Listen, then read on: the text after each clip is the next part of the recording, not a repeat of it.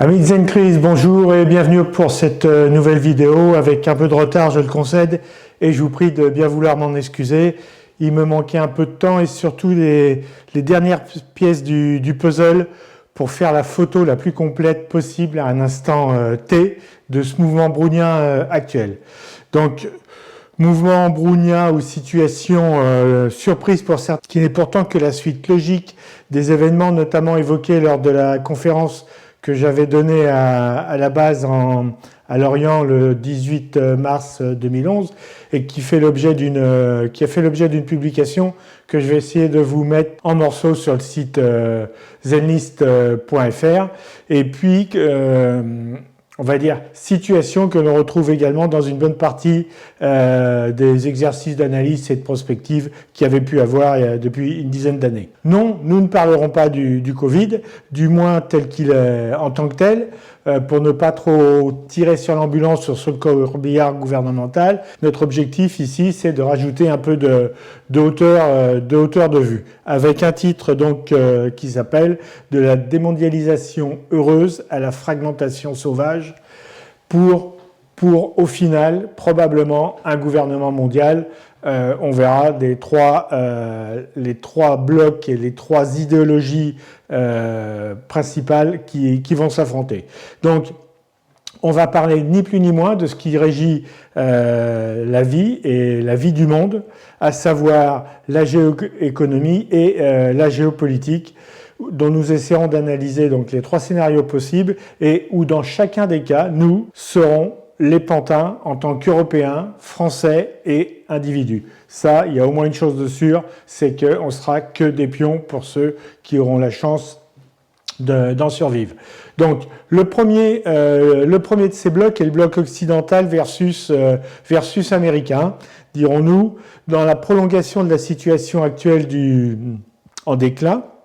Donc, pour le définir, on va dire qu'il est celui ayant pour finalité une finance globalisée, imaginée dès la fin du XVIIIe siècle par la Banque d'Amsterdam. Comme par hasard, les Hollandais étaient déjà des commerçants. La première crise économique, c'est la crise des oignons de tulipes.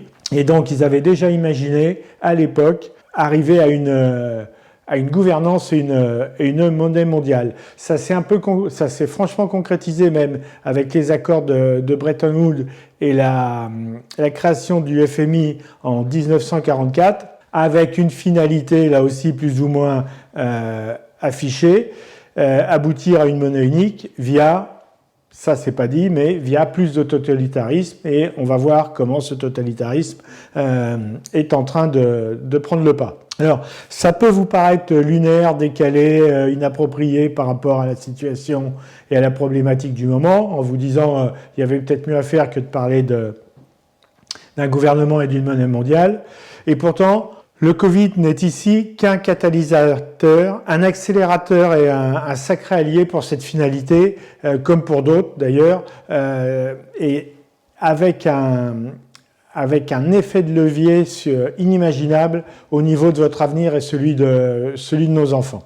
Donc, et cette finalité, vous ne l'éviterez pas, ni avec le vaccin, ni avec les bulletins de vote. C'est parti. On va commencer par le rappel d'une courte période où on nous a fait croire que, et tout en faisant fi des fondamentaux des relations internationales, on a essayé de nous vendre l'idée d'une démondialisation heureuse, voire une démondialisation qui mènerait à une réindustrialisation de la France, alors qu'on a tout liquidé. Si c'était pas si grave, ça prêterait presque à rire, parce que plus c'est gros, plus ça passe et plus ça amuse le gogo. C'est surtout que ça consiste à voir le monde tel qu'on voudrait qu'il soit, plutôt que tel qu'il est. Et cela évite à nos dirigeants, ou du moins, on ne va pas les appeler des dirigeants, on va les appeler des administrateurs, parce que ça fait belle lurette que la France n'est plus gouvernée, mais au mieux administrée, et administrée par ce que certains appellent the deep state, un État profond, tant aux États-Unis qu'en France, et État profond dont Michel Onfray a fait le numéro 2 de sa revue Front Populaire, où il fait intervenir des pointures pour expliquer et décrire la destruction minutieuse dans tous les domaines de la nation l'État-nation et surtout de la nation France en ce qui nous concerne, dans le but donc d'établir cette gouvernance mondiale, seule vraie finalité comme nous le démontrerons, et ce, quel que soit l'un des trois scénarios. Mais bon, l'État profond a bon dos. Il y a un proverbe qui dit que le poisson pourrit toujours par la tête, et quand il y a un chef, un vrai, qui s'en donne les moyens et qui a le temps, profonde ou pas, une organisation, ça se remodèle, ça se balaye, ça se reconstruit, c'est la vie des entreprises quasiment au quotidien. Le principal des fondamentaux de ce monde, depuis que l'homme est homme, est le besoin de pouvoir et d'hégémonie qui régit le fonctionnement des êtres et donc forcément de la communauté des êtres, et ce, généralement, en passant de la situation de paix à la situation de guerre telle que l'avait imaginé Clausewitz, avec la guerre totale en finale sur une échelle croissante des conflits. Et d'ailleurs, on peut considérer que la géographie a servi en grande partie à faire la guerre. Donc des guerres économiques, financières, technologiques, géopolitiques, guerre de l'innovation, guerre des égaux également, puisque ce sont des hommes, mais surtout, et ça nous échappe, mais surtout, guerre monétaire avant tout, pour finir par la guerre militaire. Et contrairement à ce qu'on a pu penser à un moment, à mes yeux, la guerre militaire n'est pas la continuité de la diplomatie, mais la continuité de toutes les autres guerres, ou l'aboutissement de toutes les autres guerres, et où tous les moyens sont bons, évidemment, pour gagner sur l'adversaire. Donc, à ce sujet, vous ne perdrez pas votre temps à écouter sur YouTube l'interview de Catherine Austin-Fitts, ex-assistante au secrétaire d'État au logement aux États-Unis, sous l'administration George W. Bush, qui a dénoncé un tas de scandales et de fraudes dans un énorme rapport portant le nom de sa société, Solari. Et donc son discours apporte un éclairage, on va dire, supplémentaire à la situation américaine actuelle que nous avons vécue ces derniers jours, où son modèle démocratique qui date de 250 ans commence à se fissurer. Donc, cette dame confirme et explique comment les banquiers centraux qui, entre parenthèses, sont des banques privées. Quand on dit banque centrale, tout le monde s'imagine que c'est quelque chose d'étatique. En réalité, une banque centrale, ça appartient, par exemple, la Fed aux États-Unis, appartient à 26 banques privées. Donc, les banques centrales sont privées et les États ont concédé aux banques centrales ce qui fait leur légitimité et leur fondement même, c'est-à-dire le droit de battre monnaie. Et donc, ces banques centrales ont pour finalité de remplacer le dollar en tant que monnaie de réserve par un nouveau système, pas encore prêt, mais qu'ils ont déjà testé. Alors, il ne s'agit pas d'une monnaie telle qu'on a pu le connaître avec l'euro, c'est-à-dire d'une monnaie qui a remplacé le Deutschmark, le franc, la lire italienne, pesetas et ainsi de suite, mais d'une monnaie totalement numérique, faite de 0 et de 1, que l'on multiplie ou que l'on confisque comme l'on veut. D'ailleurs, peu de gens sont au courant, mais cette monnaie existe déjà, cette monnaie virtuelle existe déjà, et s'appelle le DTS, comme droit de tirage spéciaux, qui est un système de compensation entre grandes institutions financières. Donc, le problème de ces gens-là, c'est de faire admettre un truc dont personne ne voudrait s'il le comprenait. Dire qu'on va remplacer votre argent uniquement par de l'argent numérique sur lequel l'État va avoir encore plus de pouvoir pour vous confisquer vos économies, personne ne voterait pour ça. Pour arriver à faire admettre cette ineptie, il faut passer par la ruse, l'endormissement par la télé et les burgers, le mensonge d'État officiel, la communication via la presse aux ordres et l'instauration de la peur surtout. Quand les hommes ont peur, ils sont quasiment prêts à tout. Or, quoi de mieux qu'un ennemi invisible, comme le terrorisme ou un virus, pour avoir peur, et donc pour générer de la peur et faire passer, générer ou cultiver. Le danger du terrorisme, c'est une réalité, le danger du virus, c'est une réalité. Après, on peut l'instrumentaliser pour effectivement faire passer des mesures de plus en plus totalitaires pour aller, et ça, on le voit toutes les semaines, le gouvernement présente des textes qui, depuis les attentats, réduisent les libertés, parce que pour préserver, je dirais, sa sécurité, les gens se retournent systématiquement vers l'État au prix de leur liberté. C'est-à-dire qu'ils concèdent de la liberté contre de la sécurité qui en réalité n'est que virtuelle puisque la sécurité apportée par l'État, on le voit dans le virus, elle est pour le moins hypothétique, voire elle est encore plus nuisible que si c'était géré par des gens un peu plus au fait. Et puis quand on n'arrive pas à faire passer quelque chose par la peur, eh bien, on divise pour mieux régner. Donc, les bleus contre les rouges, les fonctionnaires contre les chômeurs, les un peu riches contre les un peu pauvres, et ainsi de suite. J'ai déjà traité le sujet dans une vidéo précédente qui s'appelle, et vous trouvez le lien là-haut, la pandémie de totalitarisme. Donc voilà, et pour l'aspect et les conséquences psychologiques, je vous renvoie vers les vidéos du docteur Thierry Charrier, qui en a publié de nombreuses et qui traitent des conséquences effectivement de la situation que nous vivons aujourd'hui, les conséquences psychologiques voire psychiatriques, avec 67% des Français qui aujourd'hui prennent des cachetons de différentes sortes. Donc, je sais, on peut croire que l'homme n'est bon et égaux et que c'est le monde qui le pervertit, mais ça, c'est comme les fake news et le noyage sous un flot d'informations. Par des biais cognitifs, ça limite la capacité de chacun à se forger une opinion réaliste. Or, en situation de crise, ce ne sont pas les pessimistes ni les optimistes qui gagnent, mais les gens qui sont réalistes, qui voient les choses comme elles sont, et donc qui prennent les bonnes mesures au bon moment. Je crois que c'est dans un film qui s'appelle Shooter, un film à l'américaine, mais sympa pour y passer une soirée, qui commence par cette citation: il y a 3 types d'hommes, les loups, les moutons et les chiens de berger pour protéger les moutons. Donc, nous parlerons dans une autre vidéo pourrait s'appeler Mali & Co, ça suffit les conneries. Et puis pour les 2 autres catégories, les loups et les moutons, vous n'avez pas besoin de moi pour savoir qu'en penser.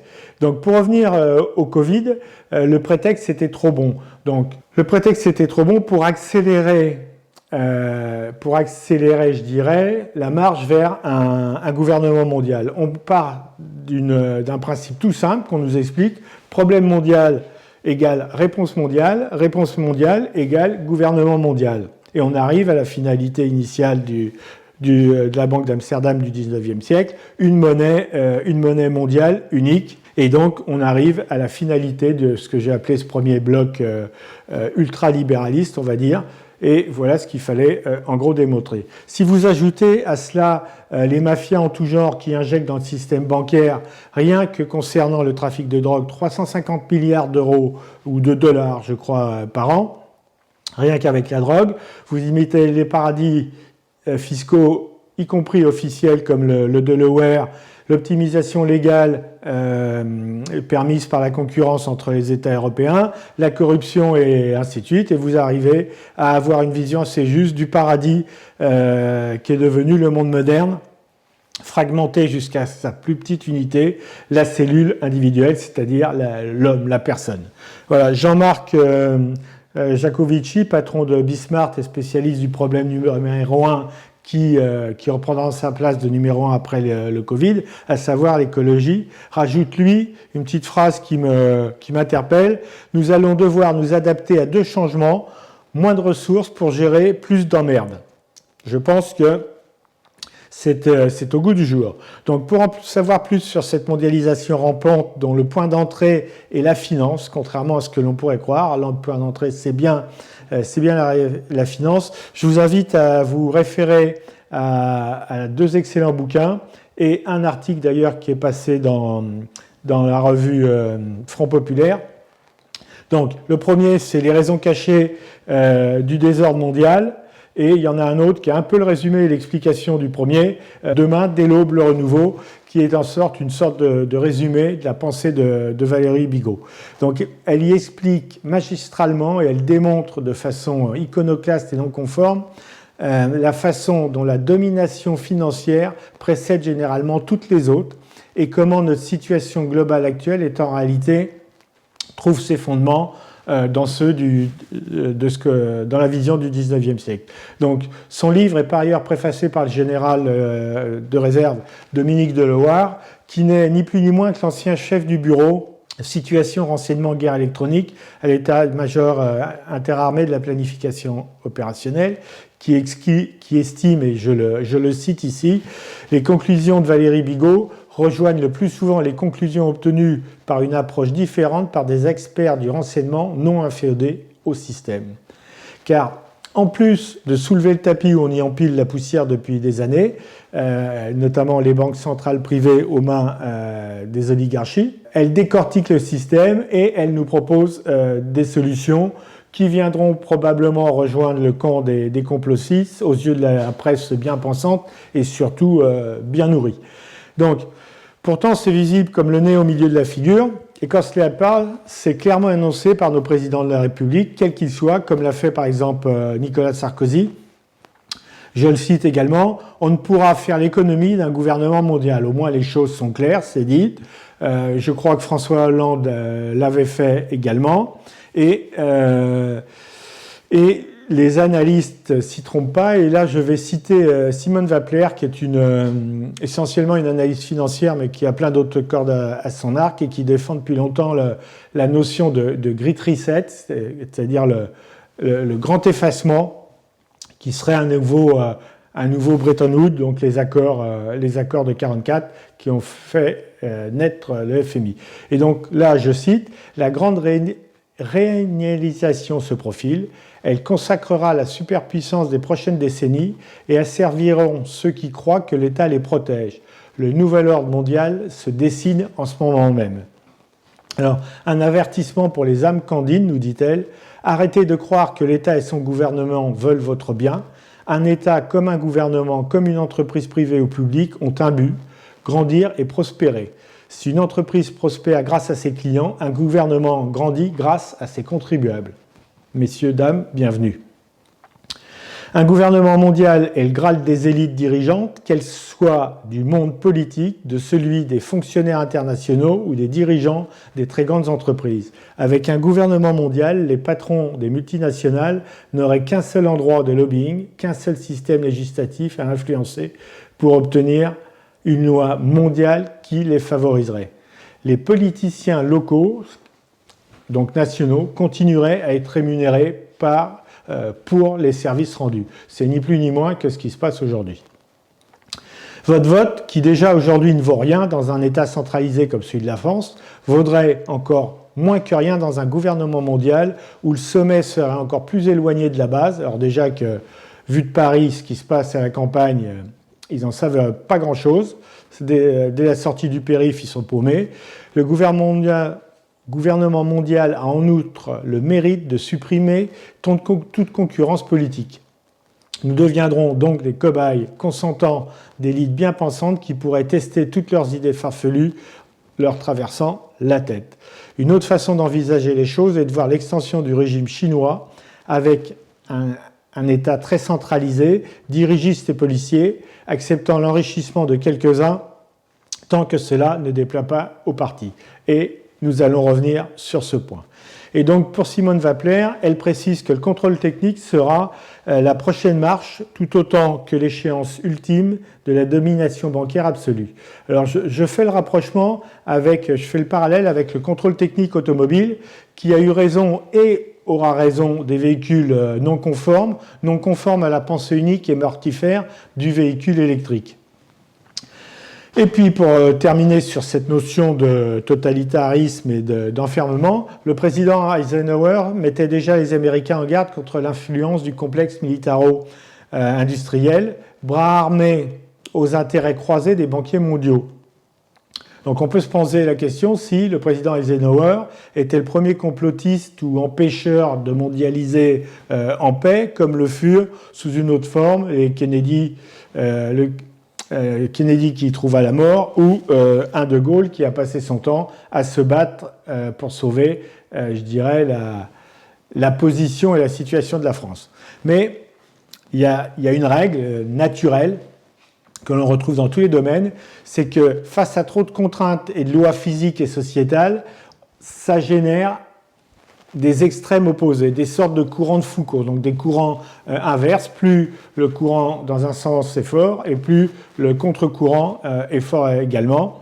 Et donc, ces formes peuvent prendre la forme d'un Donald Trump ou d'un Jair Bolsonaro, mais également la forme des gilets jaunes ou des bonnets rouges, ce qu'on ferait bien de ne pas oublier.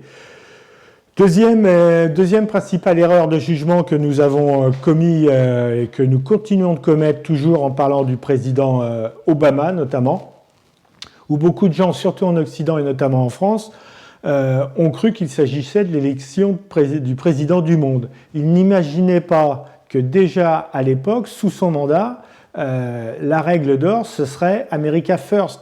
Il a été élu comme président des États-Unis pour défendre les intérêts des États-Unis et pas les intérêts du monde.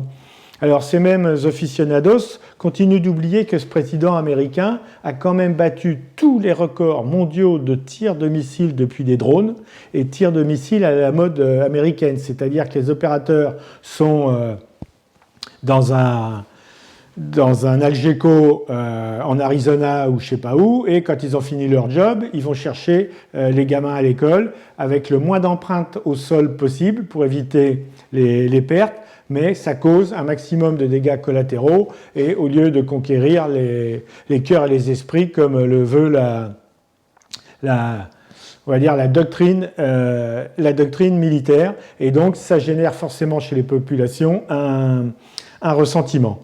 Et pourtant, ce monsieur a obtenu le prix Nobel de la paix. Comme quoi, tout peut être, dans un monde complexe, une chose et son contraire peuvent cohabiter, comme dans une personne d'ailleurs. Et l'Obamania, je ne sais pas comment on doit appeler ça, continue par la vente de son dernier livre dans 18 pays, et donc traduit je ne sais pas combien de millions d'exemplaires.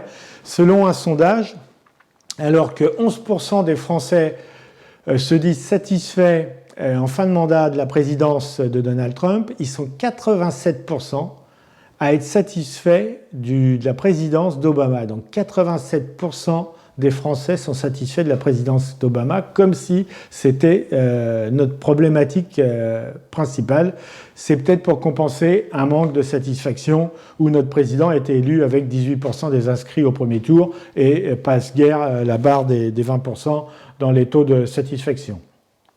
Et donc, ma conclusion, mais c'est juste une taquinerie, je dirais, on peut donc penser que Barack Obama fera, pour la plupart de l'opinion publique occidentale, un excellent président pour un éventuel poste de président du futur ordre, du nouvel ordre mondial, comme on l'appelle, sans que cela ne choque la majorité. Donc pourquoi pas Barack Obama, président du monde. Notre actuel président, au look de gendre parfait et usant de tous les superfus de la démocratie, comme on peut le constater tous les jours, a lui aussi été mis en place par un groupe de pensée mondialiste en la personne par le biais du faiseur de roi mondialiste en la matière, le très brillant Jacques Attali et la loge Le Siècle. Donc cet orateur exceptionnel, c'est vrai que j'admire ses conférences, même si je ne partage pas ses idées, j'admire ses conférences. Cet orateur exceptionnel a donné sans note une conférence d'1 heure à Polytechnique. Donc quand on donne une conférence à Polytechnique, on s'adresse aux futures élites de la nation. Eh bien, en 1 heure, il a réussi à leur passer 3 fois le message, et de façon argumentée et fluide, et passant pour une telle évidence, il a réussi à passer 3 fois le message de la notion de nécessité d'un gouvernement mondial. Par contre, pour mettre en place notre président mondialiste, pour financer sa campagne électorale, il n'y a pas eu besoin de vendre des t-shirts, puisque tout s'est réglé en une seule journée, où il a rencontré à Londres une vingtaine de grands donateurs. Alors les grands donateurs sont forcément ceux qui ont les moyens et qui ont intérêt à financer une campagne électorale. Et comme par hasard, Londres, la City, ça a toujours été la place où se sont prises les décisions mondiales financières. Alors, je ne sais pas ce qu'il en sera après le Brexit, mais la City, c'était tout un symbole pour la finance mondiale. Donc, nous allons faire un bref passage par l'histoire pour essayer d'imaginer et comprendre les futurs possibles de cette mondialisation et du choc non seulement des civilisations, comme l'avait décrit Huffington, mais du choc de blocs idéologiques. Donc du prix, la supercherie a commencé après la chute du mur de Berlin, qui au passage n'est pas tombé avec des missiles, mais avec des idées et des coups bas de la CIA et autres. Et donc, on est passé à ce moment-là d'un monde bipolaire à un monde multipolaire, où les USA et leur soi-disant démocratie exportable partout dans le monde sortaient grands gagnants, avec le rôle autodésigné d'une part de mère Mackerel et d'autre part de gendarmes du monde. Encore une fois, une chose et son contraire cohabitent parfaitement. À l'époque, j'avais pondu un papier que vous trouverez toujours sur zenlist.fr qui s'appelait « Les Américains ne sont pas nos amis, au mieux nos alliés intéressés » et ça n'a pas changé, voire ça s'est aggravé. Mais cette chute du mur de Berlin était aussi le feu vert pour la Chine, entre autres, que la révolution était en marche et que la première place était à sa portée grâce à sa vision sur le temps long. Les Chinois ont toujours eu une vision sur le temps long, signal que personne n'a voulu voir ou entendre malgré ces annonces sans quiproquo. Si les Chinois disent pas toujours tout ce qu'ils font, ils annoncent tout ce qu'ils vont faire et vous pouvez vous y tenir, du moins pour ceux qui veulent l'entendre. Ainsi, j'ai eu le plaisir, il y a 22 ans à peu près, d'assister à une conférence de l'ambassadeur de Chine en France, à l'Institut de Locarno, conférence dans un français parfait, où il nous a expliqué ce que les plans quinquennaux avaient prévu et comment la Chine voyait son futur. Donc ça commençait par une étape numéro 1 qui était d'apprendre à travailler sur des technologies simples et donc faire des produits low cost avec du dumping pour prendre un maximum de parts de marché, ce qui a permis au passage de donner du boulot et à manger à des millions de paysans qui ont migré vers des villes, usines, foyers, d'où ils repartaient en vacances une fois tous les 3 ou 6 mois pour fêter le nouvel an chinois quand ils étaient sages. Étape numéro 2, monter en gamme technologique en apprenant et en copiant, surtout en copiant, tout en maintenant ainsi en plus la paix sociale et en augmentant, en développant leur classe moyenne. Alors, en maintenant la paix sociale à Tiananmen près, qui a été vite réglée, et ça dépend de la notion que l'on met derrière. Ensuite, étape numéro 3, à laquelle qu'ils ont déjà dépassé, c'était développer ses propres technologies et jouer dans la cour des grands jusqu'à devenir le leader mondial sur certaines technologies, et ce d'autant plus facilement qu'ils détiennent 60% brut et 85% des terres rares qui sont nécessaires à ces technologies. Donc quand vous détenez la matière première, forcément, vous avez les clés de tous les marchés. Et comme si ce n'était pas assez clair, cette présentation, il y a un auditeur qui a posé une question idiote à laquelle la réponse n'a pas tardé et a fusé parfaitement. L'ambassadeur a dit « Aujourd'hui, nous formons 2 fois plus d'ingénieurs que les États-Unis. Que croyez-vous qu'il va se passer dans 5 ans? Que nous allons continuer à vous vendre des t-shirts à pas cher ?» Et ça, avec le petit sourire narquois du chinois qui ne va pas tarder à vous enfumer. Eh bien, nous y sommes et nous sommes encore plus loin que ça. La Chine, en plus d'être restée le leader des t-shirts à pas cher, même s'il y a le Vietnam et d'autres pays, il y aura toujours un pays pour faire moins cher que moins cher. Eh bien, aujourd'hui, elle est leader sur les étapes 1 et 2 et elle est en train de devenir leader sur les technologies modernes et truste les premières places sur la quasi-totalité des domaines. Ils vont dans l'espace avec des fusées étatiques et pas louées ou achetées à une société privée comme aux États-Unis. Ils ont été les premiers à mettre en l'air un satellite de communication quantique. Ils prennent des places majeures sur la 5G, la reconnaissance faciale. Mais comme on ne change pas d'ADN si facilement, tout ça, ça se fait avec des méthodes, on va dire, offensives. On a cru que le Covid, ça allait les calmer, mais le renseignement chinois n'a jamais été aussi actif que maintenant. Évidemment, ça copie à tout va et donc, forcément, ça génère quelques escarmouches qui passeront avec le temps. Ou bien ces escarmouches continueront sur la Lune ou sur Mars, puisque apparemment c'est là-bas que toutes les grandes puissances se donnent rendez-vous. Donc la Chine a 2 motivations profondes. Une affichée qui consiste à retrouver sa place de première puissance mondiale économique qu'elle occupait avec l'Inde avant que cette dernière passe sous domination anglaise en 1757. Et c'est le moins avoué de venger ce que mon professeur d'histoire comparée appelle les peaux roses. Donc, se venger des peaux roses, c'est se venger des Anglais qui les ont ruinés avec la guerre de l'opium, c'est-à-dire que l'opium était interdit par l'empereur chinois et les Anglais importaient de l'opium qui rendait le peuple complètement...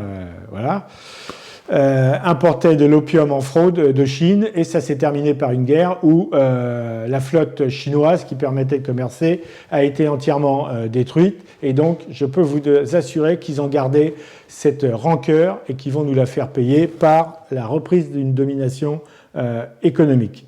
Alors pour confirmer cet objectif, et donc cet objectif de reprendre la première place économique, le plan quinquennal chinois qui va de 2021 donc à 2025-26, ainsi que les actes sur les 10 ans qui suivent, viennent d'être votés, pour autant qu'on appelle ça voter, par le 20e congrès du Parti communiste chinois, qui prévoit de mettre 1400 milliards de dollars d'investissement dans les nouvelles technologies, donc l'intelligence artificielle, 5 et 6G, voitures autonomes et ainsi de suite. Et quand le président Xi Jinping dit qu'il veut réduire dans les 5 ans la dépendance vis-à-vis des technologies étrangères en raison de l'embargo américain, et ben c'est comme quand il dit on va sur la face cachée de la Lune, dans l'année qui suit, c'est fait. Donc, Chine qui en plus bénéficie de notre niaiserie et de ses capacités à ruser, et donc Chine qui est rentrée, qui a été admise dans l'OMC en bénéficiant des conditions des pays en voie de développement, ce qui n'était pas faux puisque elle est en voie de développement vers la première place et donc pour ça elle a bénéficié d'exonération de taxes. Elle sera également grande gagnante et renforcée de la crise du Covid. Elle sera probablement le seul pays à avoir un PIB d'après le FMI, lui prévoit un PIB en hausse de 1,9% pour 2020 et 8,2% en 2021 au lieu de 6 prévus. Donc non seulement elle ressort en première de la crise, mais elle ressort renforcée, même si en ce moment il y a des provinces chinoises qui sont à nouveau confinées pour ce virus qui, comme par hasard, s'est échappé d'un labo chinois. Et je dis échappé d'un labo chinois et pas d'un marché, mais mes supputations s'arrêtent là. Je ne suis pas dans une logique de complotisme ou quoi que ce soit, ça ne m'intéresse pas. Donc par contre, cette marche vers la première place mondiale et cette boulimie industrielle nécessite un approvisionnement croissant en matières premières dont ils se servent largement en Afrique avec des marchés de dupes ou bien des prêts à des taux d'usurier ou en usant et en utilisant le traditionnel cancer africain, à savoir la corruption. L'Afrique souffre de 2 maux, le plastique et la corruption. Alors, le tout générant pour la Chine la nécessité de sécuriser ses voies d'approvisionnement en dehors des accords qu'elle vient de passer qu'elle a passé avec la Russie pour le gaz et le troc qu'elle fait avec l'Iran pour le pétrole qui lui assure donc c'est une partie de ses approvisionnements. Elle achète également des installations portuaires ou aéroportuaires pour ces nouvelles routes de la soie, tant maritimes que terrestres, qui aboutissent notamment en Allemagne pour arroser l'Europe. Et puis, elle a utilisé également la diplomatie des masques et des vaccins.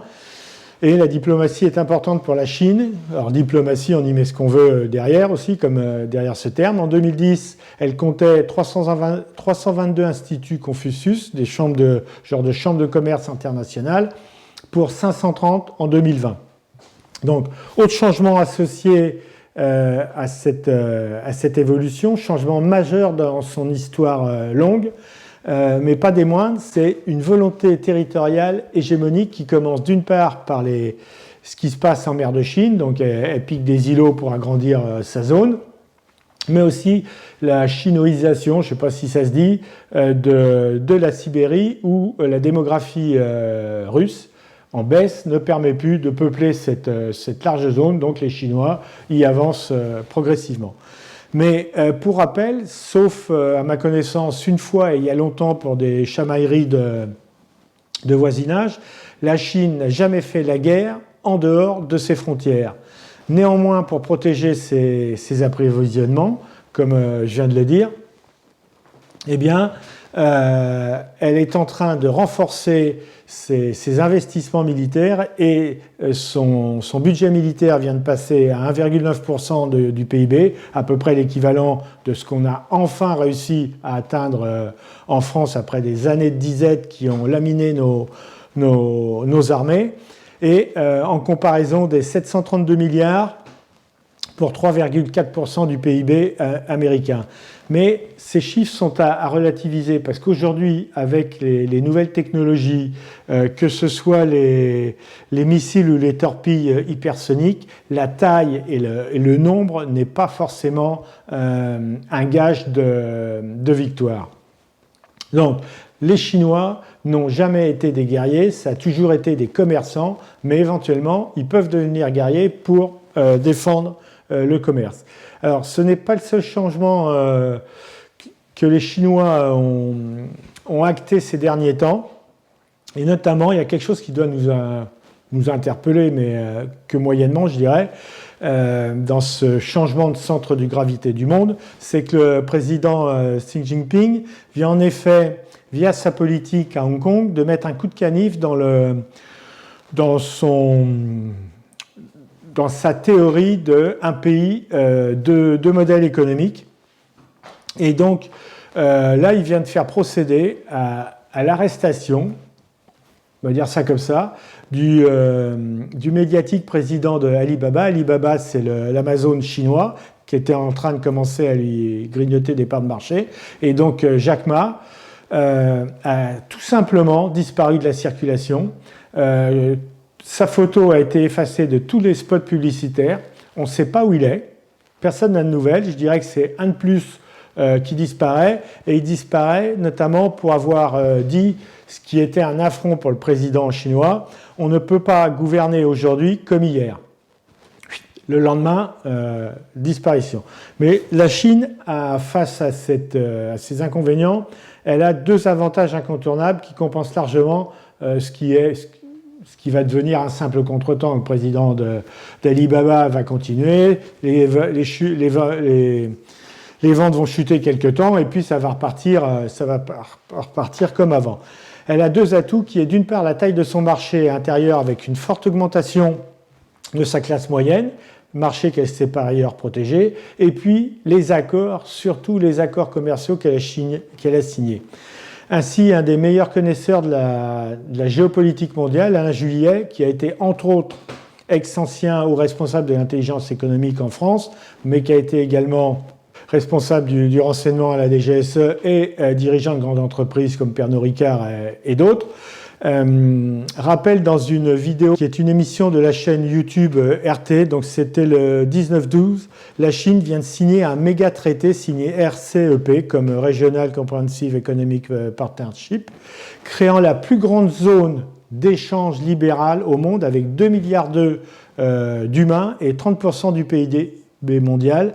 Cet accord regroupe 15 pays et pas des moindres puisque dedans on y trouve donc des pays Asie-Pacifique et on y trouve le Japon, l'Australie, même si en ce moment ils sont un peu en bisbise, la Corée du Sud, la Nouvelle-Zélande et tous ces pays qui sont habituellement plus proches des USA. Donc ça confirme le basculement du centre de gravité du monde. USA qui pendant ce temps-là annulait ses accords commerciaux par idéologie et protectionnisme conduisant quasiment à l'isolationnisme, et d'ailleurs on a vu jusqu'où ça pouvait mener ces derniers jours au Capitole.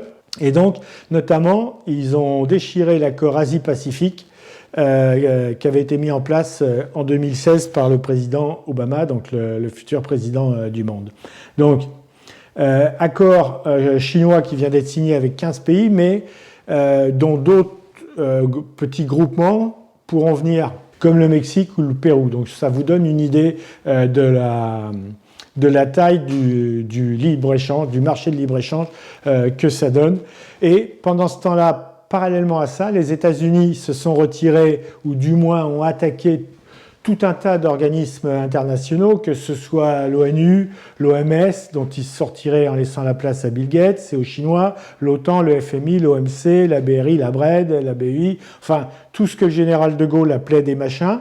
Alors certes, vérolés pour la plupart, inefficaces à souhait, coûteux, infiltrés, mais en pratiquant la politique de la chaise vide, les USA laisse la place aux Chinois et aux GAFAM qui finiront certainement par se bouffer le nez à un moment, puisque même si le gâteau est assez grand, c'est toujours la loi des plus riches, des plus forts, et ce besoin d'hégémonie et de domination qui fera tourner le monde.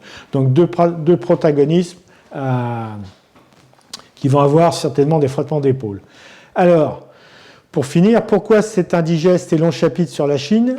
Eh bien, patience, on arrive au dessert qui va expliquer la quantité de plats que je viens de vous servir.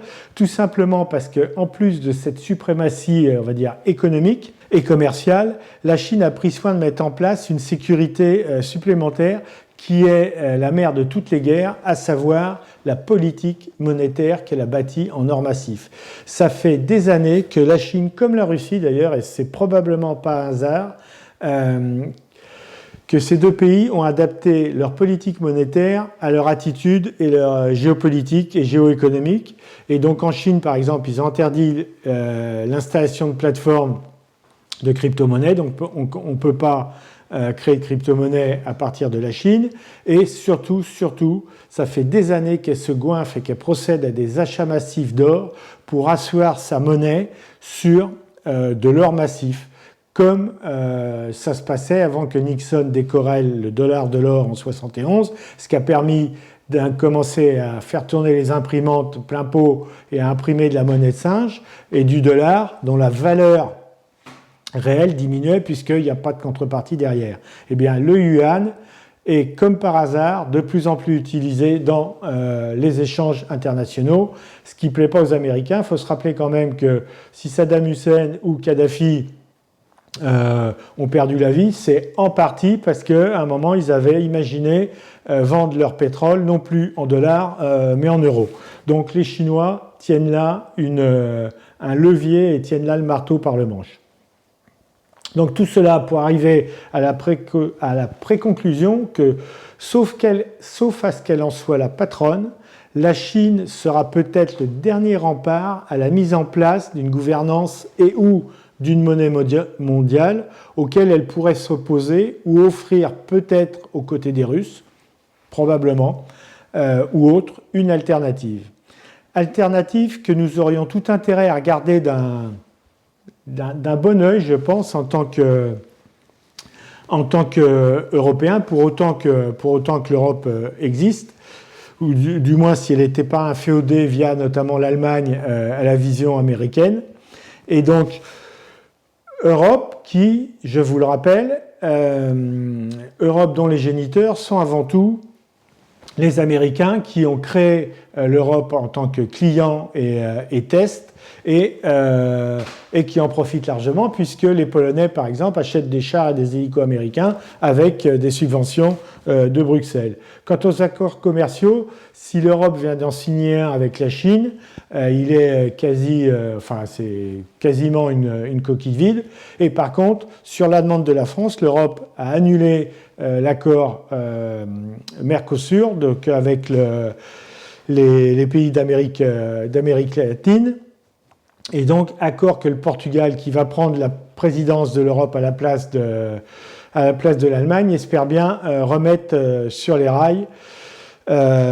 Sinon, on va être condamné en tant que petit village gaulois à rester seul dans notre coin, à rêver à la mise en place des accords de Paris grâce aux voitures électriques et aux centrales nucléaires qui sont probablement chinoises, puisque les voitures électriques, c'est jamais qu'un transfert de la valeur ajoutée vers la Chine, sur notamment la part de la batterie qui prend une part importante dans le prix de la voiture et qui sera probablement chinoise. France qui, au passage, si la France quittait l'Europe et mettait tout simplement fin à ce foutoir qu'elle est avec 26 pays pour lesquels la majorité absolue est nécessaire pour faire passer la moindre réformette, eh bien, on pourrait peut-être reconstruire quelque chose à 6 ou 10 avec un second cercle autour pour essayer d'exister. Donc, pour conclure, même si le président Xi Jinping a rappelé à Davos en 2007 que la Chine adhérait à l'internationalisation et à l'économie globale pour construire un gouvernement mondial, il a pris soin de préciser dans le cadre de libre-échange pacifique. Sous-entendu, libre-échange dont Donald Trump a effacé le passé créé depuis 1945, ce qui se traduit en bon français par « ils ne font rien sous la contrainte » et que si ce sont eux qui détiennent les clés du coffre. Donc, il a également rappelé à une autre occasion que sa mission première, alors c'est assez drôle à entendre, mais c'est comme ça, sa mission première était d'assurer le bien-être de son peuple, qu'il soit président de la Chine ou président du monde, ça ne changera pas. Reste à savoir ce que l'on met derrière le terme bien-être du peuple. En gros, nous pourrions donc avoir à choisir entre l'ogre chinois ou l'asservissement au nouvel ordre mondial Made in USA, même si entre ces deux scénarios, évidemment, toutes les hypothèses sont imaginables. Et ce d'autant plus que comme il n'y a plus de shérif ni de gendarme du monde qui rapatrie ses boys sans prévenir ses alliés et sans écouter ses conseillers dont il se fout royalement, eh bien, ça a donné des idées à ce que j'appelle une autre démocratie familiale, à savoir la Turquie, dont le dirigeant tout aussi psychopathe que Donald Trump rêve de reconstruire, psychopathe et hégémonique, rêve de reconstruire une grande Turquie et donc a commencé à mettre ses pions partout, une grande Turquie sunnite évidemment. Et comme ce pays était à la limite de l'explosion économique et sociale, eh bien, il focalise l'attention de son peuple sur un conflit extérieur en soutenant un autre cancer qui trouve également pignon sur rue chez nos chers émis, comme était le titre d'un livre, chers émis bailleurs de fonds, et ce cancer, le troisième bloc, c'est tout simplement le djihadisme radical, au nom divers et parfois en conflit entre eux, mais en conflit pour dépecer la même proie avec les mêmes finalités identiques, c'est-à-dire imposer la charia sur le monde, donc c'est une autre sorte d'hégémonie mondiale, charia qui remplacerait toutes les autres lois, évidemment, telles que c'est écrit dans leur livre. Djihadisme qui est en train de conquérir le Sahel, et Sahel qui vont pas tarder à négocier avec ou sans l'accord de Paris, et ils s'accapareront ainsi toute la partie nord de l'Afrique, une fois que les derniers tomberont, c'est-à-dire la Côte d'Ivoire dont le président vient d'être élu, Ouattara vient d'être élu avec le soutien de Paris, et qui est un homme du Nord. Le nord de la Côte d'Ivoire, le nord est musulman. Et puis derrière, il restera le Sénégal à tomber. Sénégal également plus ou moins musulman, du moins un islam tolérant comme on pourrait en rêver. Donc le monde comme la nature ayant horreur du vide, le poids pris par ce troisième bloc, notamment depuis Vatican II et l'effacement du christianisme et de ses valeurs petit à petit, l'islamisme radical est le second changement de centre de gravité du monde. Donc d'un côté, il y a la Chine qui attire, et de l'autre côté, il y a l'islamisme. Et l'islamisme attire différemment. C'est que la Chine, c'est un bloc. L'islamisme, c'est, quand on voit des sondages en France sur des musulmans qui font passer la charia avant de la loi de la République, quand on regarde la propagation de ce courant de pensée, on voit que c'est en train de s'étendre et effectivement, ça va nous faire un contrepoids et un bloc, c'est le second changement de centre de gravité. Alors, cette vision religieuse conquérante, quand l'Occident n'a plus qu'une vision mercantile et destructrice à proposer, sera probablement le troisième acteur mondial où le trouble fait, donc le troisième bloc.